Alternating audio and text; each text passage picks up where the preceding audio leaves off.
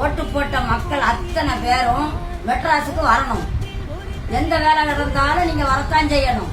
என்ன காரணத்துக்கு அமைச்சர் பதவி கசாரையில உட்கார விடாம அடிக்காங்கன்னா என்ன காரணம்? முதலமைச்சரை ஆக்க விடாம அடிக்காங்க என்ன காரணம்?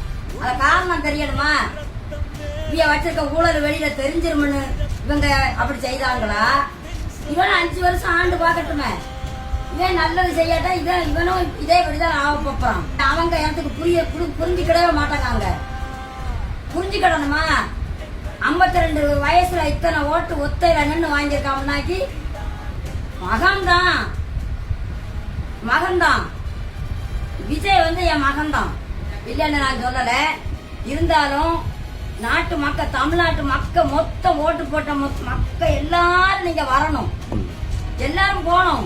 தமிழ்நாடு மொத்தம் மெட்ராஸ் போய் இறங்கணும். இறங்கினாத்தான் அதுல உள்ள வேலை என்னன்னு தெரியும். மறந்துடாதங்க. நான் ஒரு பொம்பளை சொல்லுதவன்னு நினைச்சுக்கிடாதங்க.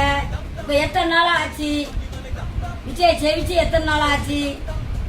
108 வாங்கி மறுபடி 4, 5 அங்கையும் வாங்கி இன்னும் எடப்பாடி இன்னும் வரமாட்டோம்னு சொல்லி ஊரான் சொல்லி கொடுக்கறதெல்லாம் கேட்டுக்கிட்டு இருக்காங்க.